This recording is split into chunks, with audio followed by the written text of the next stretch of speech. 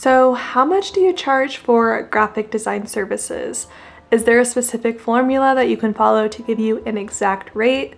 Technically, no. No one really knows how much exactly to charge. We are all just making educated guesses based on our experience, the time we can turn it around, also what's included in the package, and a few late night calculator sections.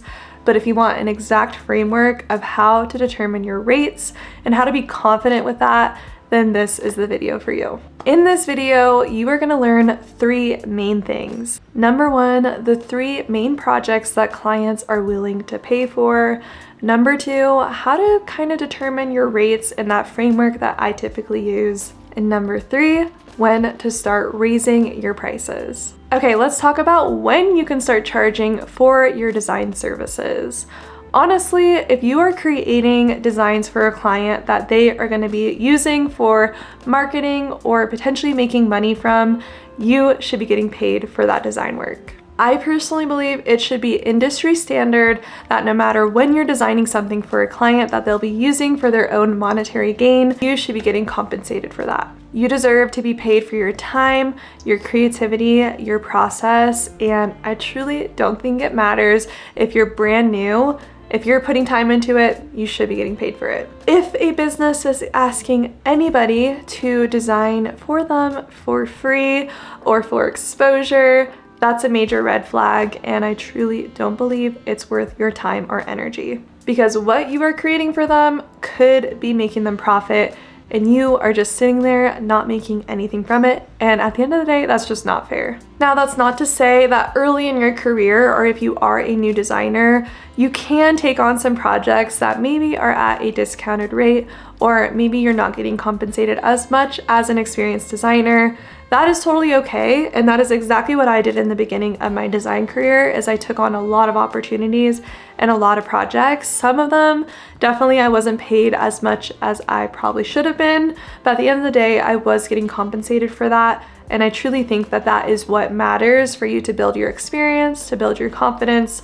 But just make sure you're getting compensated, because a lot of the times our design work is going to help our clients make a profit. So it's okay in the beginning to take on some projects at a discounted rate, or maybe a lot less than you see other designers charging for, but just make sure that you're aware of that and that you are taking it on for that experience and for the opportunity to really grow your portfolio. And be aware of the equity you're building over time, which is something I'm going to share in this video, is that every single time, energy, project, and process you're putting in is adding to the equity of your total rates and cost that you can set over time. I know that probably sounds confusing, but I will explain what I mean by that in just a few minutes. I want to talk about the 3 main projects that most clients typically will pay for. These 3 main project types for designers are typically priced a little bit differently based on the offerings. And the first one is branding and logo design. If you're completely new to graphic design, these are the 3 projects that I would really consider leaning into and maybe considering as a part of your offerings, because this is typically what a lot of clients are looking for and willing to invest in. But branding and logo design is basically giving them that entire brand identity. It's giving them that whole package that they can use for years and years to come. It's going to allow them to know exactly how to show up in the real world with their colors, with their logos, with their identity. And that is a package that you can offer as a graphic designer and price it accordingly. I truly feel that the branding and logo process is so valuable because, like I said, they'll be using it for years to come. So definitely take into account not only your experience level, but how long the clients are actually going to be using this and the benefits and the profits that they're going to be getting from the package that you're providing them. The second package a lot of clients will pay for is their website design and development. This is going to be their digital experience of how they're really going to grow their business, land some customers, make an income. So it's really important that you take that into account when coming up with the pricing. But this is a very popular package that a lot of clients are seeking. The third package that's very popular and common is collateral, which could be package design, any sort of print materials, or even digital materials that they might need to use with their branding. and also retainer packages. This is a huge one for those of you designers that really want to build a long-term relationship with your clients.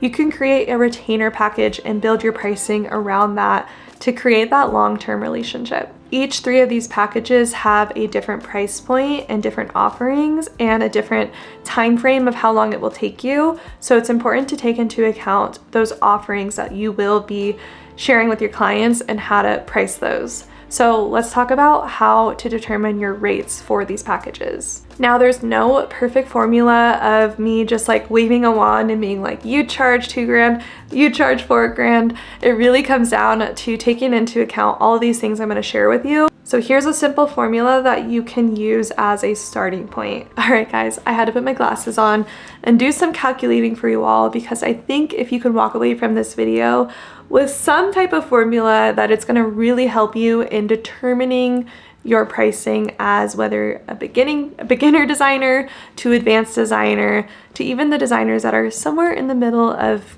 kind of the 2 of those. So I'm going to share that with you guys on my giant piece of paper, walk you through that formula, and I'd love for you guys to do it with me because I think it's going to be so helpful for you to reference not only now but in the future. So what we're going to do is we are going to take our base rate. This is when it's really going to take your own kind of understanding of like where you are at, what is going to be the minimum amount that you're going to feel comfortable charging for, let's say, brand design.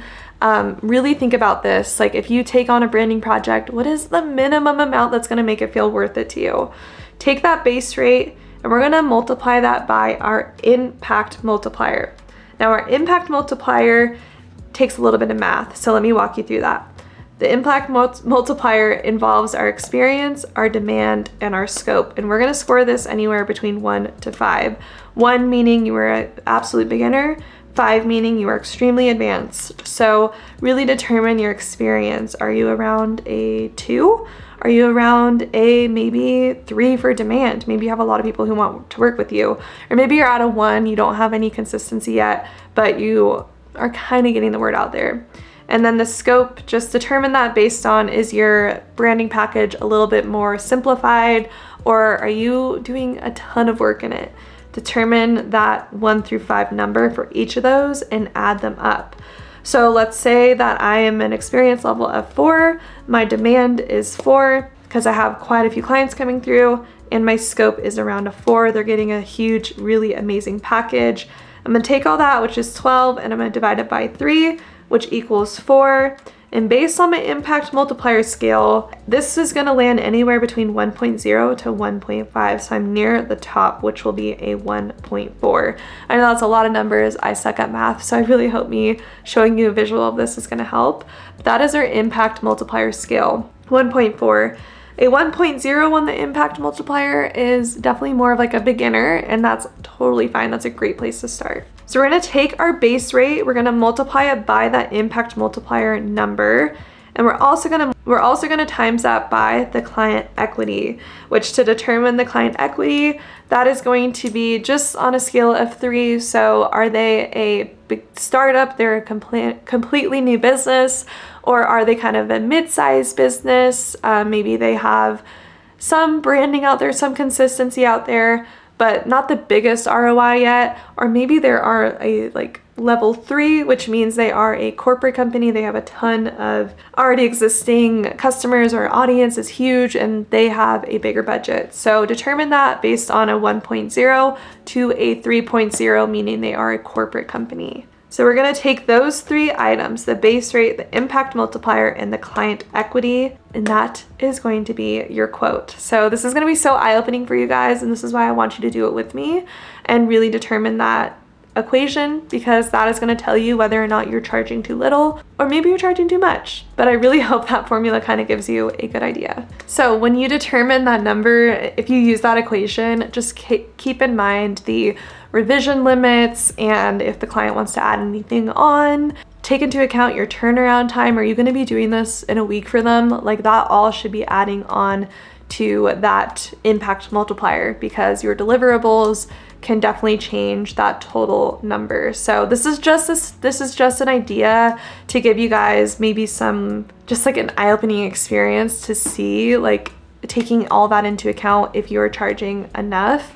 So I really hope that helps, but I would definitely make sure that you're considering everything that I might not have touched on, because it's hard to give you guys an exact formula or give you guys an exact number without knowing exactly what it is you're doing for the client or where you stand in the design business. So that formula is something you can come back to when it comes to determining when to raise your prices. I know for me that when the demand, like I mentioned, is just, it's amazing, then typically that tells me I need to increase my pricing, or I just need to maybe just step back a little and slow down and just determine the time and the deliverables of what I'm sending my clients.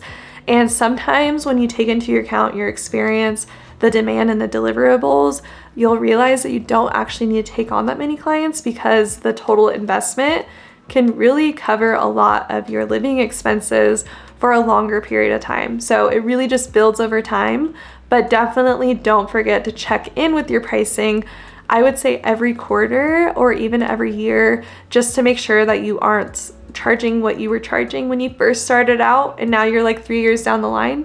Always make sure to take a look at everything you're doing. I would say at least every year. Just keep in mind, and I want to leave you guys with this, when you realize that your creativity is an asset, not just a service, it really helps you understand the value, that impact multiplier, and that everything that I shared with you in this video. So I really hope that this helped you out. I hope that formula gave you something to walk away from. I know that when I watch videos like this, I want someone to just sometimes tell me what to do. So I really hope that gave you somewhat of an idea of what to do now. If you guys are not subscribed to my channel, it would mean the world to me. I know so many of you guys are not subscribed yet, but if this helped you out or if you learned something from it, that would mean the world to me if you subscribe or even like this video. And let me know in the comments if this was eye-opening to you, if it was helpful to you. I would love to hear. But I hope you enjoyed this video, and I will see you in my next one.